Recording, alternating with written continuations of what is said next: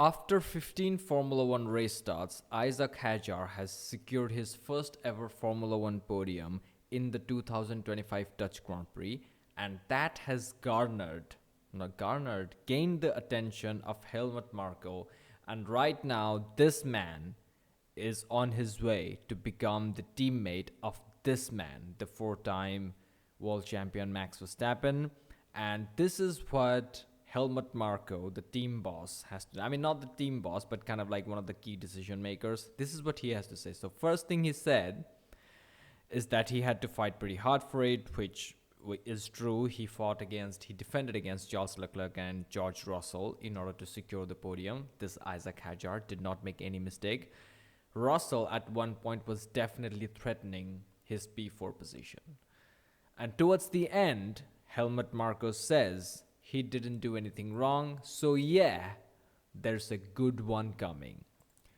A good one. I mean, obviously, he objectified Isack Hadjar as a token, as a cog in the wheel.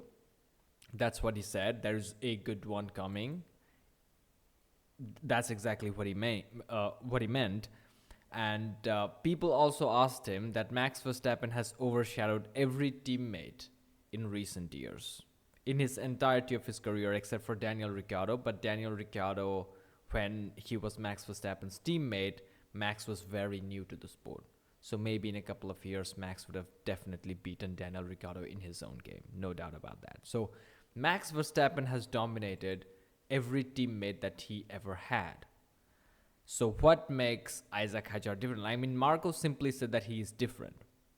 And he nodded in agreement that he can withstand the pressure. The 20-year-old guy from France, who has just gotten his first ever Formula One podium after 15 race starts, can withstand the pressure of Max Verstappen in a Red Bull, who is a generational talent, second coming of Jesus Christ, the guy who terrorizes the entire grid. He can handle that. According to Helmut Marko, he is the same guy who said Isack Hadjar's emotional expression after crashing out in the formation lap in the Australian Grand Prix, the first ever race of 2025, was a bit embarrassing. That's what Helmut Marko said at the beginning of the 2025 Formula One season about Isack Hadjar's emotional expression, because the poor kid, the debutant, retired on formation lap. And now, 15 races and one podium later, he said that he is the guy, he's different, and he can withstand the pressure of being in the second Red Bull seat, or as I like to call it, the execution chamber. The Austrian nodded in agreement. Now, obviously, there is no official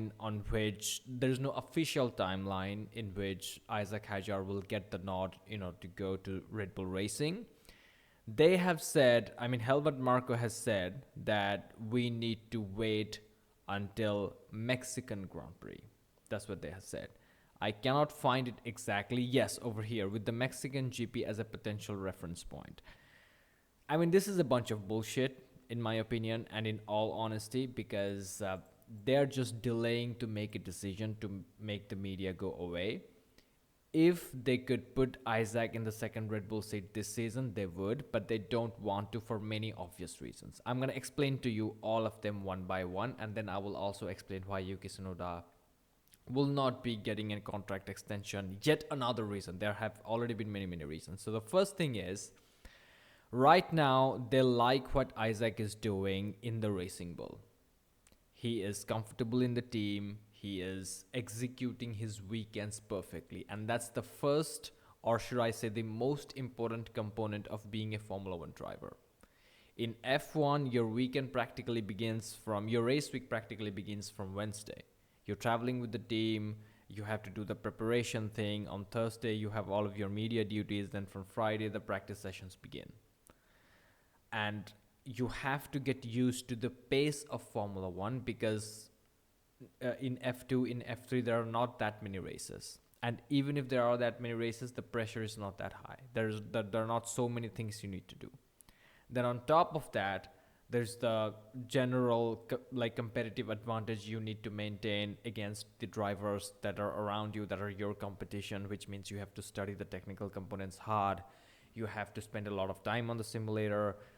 The cars are very complicated in itself, etc., etc. So right now, it seems that Isack Hadjar is handling or is getting used to the flow of Formula One well. So there is no way, there is no need, sorry, not no way, there is no need to make the decision too early and, put the pressure on his head, at least on a subconscious level. Like, you know what I mean? Like, being Max Verstappen's teammate in a Red Bull is a big fucking deal. And if you just announce it now, right now, he may or may not deal with that pressure effectively. So there is no need to push that because it's inevitable. So that's the first primary reason. And the second thing is the Liam Lawson incident, the Liam Lawson experiment that happened at the beginning of the 2025 Formula One season is still too fresh in the memory of everyone working at Red Bull. Liam Lawson talked himself up. He said that, yes, I can handle it. I can adopt to whatever cars available. Obviously, in hindsight, we found out that was false, but he definitely talked himself up in order to become Max Verstappen's teammate. It backfired, and all of the senior decision makers in Red Bull understood that. Additionally, the last thing they want is Isack Hadjar losing all of the confidence that he has built in a shit car. And they all know that the Red Bull is a shit car. The firing of Christian Horner, the way it happened, it proves it. So Yuki Tsunoda, being the expendable driver, let him sacrifice his self-confidence and self-worth by driving a piece of shit machinery because he is going to be leaving Formula One anyway. And let's protect the guy who is building his confidence race after race and is now getting used to the pace of Formula One and is now learning how to extract the maximum performance from the car and making zero mistakes. Let's protect this guy because Yuki Tsunoda, let's talk a little bit about him. So Yuki Tsunoda made a huge mistake in the 2025 Dutch Grand Prix. And if it weren't for the penalty of Kimi Antonelli and the engine blow-up retirement of Lando Norris, he wouldn't be in the points. That's for sure. So let's just explain. So what basically happened is when he came into the pits, he had to change the setting of the car on his dash. And it was Strat 12, right? When he entered the pit lane. Now, after the stop, he had to go to Strat 11. The Strat 12 to Strat 11, Yuki Tsunoda failed to execute it. And the thing is, the Strat 12 to Strat 11 edit, it can only happen in that period of time. So after he exited the pit lane and came onto the track, he was basically stuck in that Strat 12 setting. And obviously, a little bit of credit to Yuki Tsunoda for managing the issue and not fucking it up. But frankly speaking, even with the DNFs of two Ferraris and like the phenomenal drives of other people, Yuki Tsunoda's performance was absolutely lackluster. If it was not Lando Norris's DNF and Kimi Antonelli's massive penalty, 15-second penalty, he wouldn't be in the points. Oliver Bearman started from the pit lane and finished P6 in a Haas. He struggled. Yuki Tsunoda was on a two-stop, and after the first round of pit stop, he struggled to overtake Oliver Bearman, who was on used, 40-something lap old used hot tires. Yuki Tsunoda struggled to overtake him.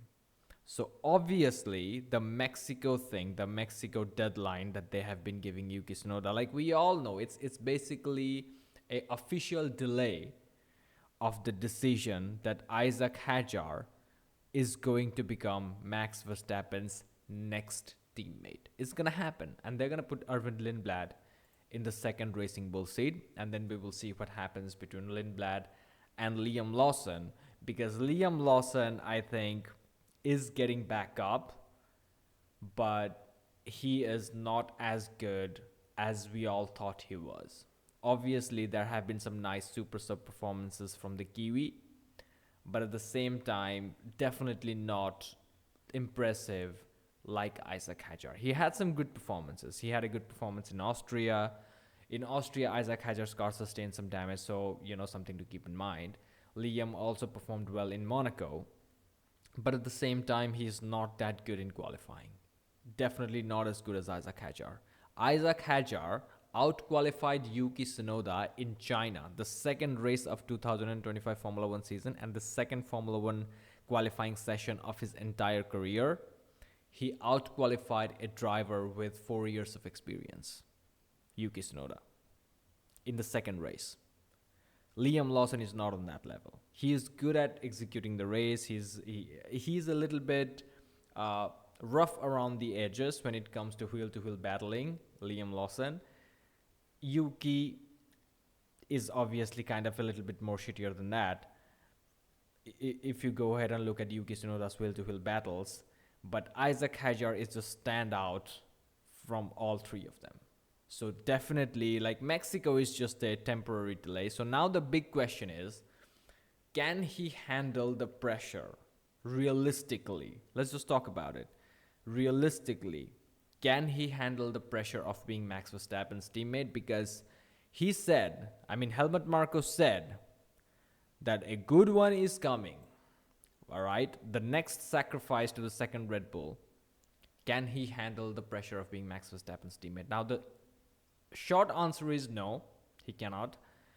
The long answer is it lies in the way how Max approaches Formula One race weekends or any racing event. So what Max Verstappen does, basically, if you don't already know, is that he sets up the car in a window in which it is the fastest, and then he just adapts to that particular setup.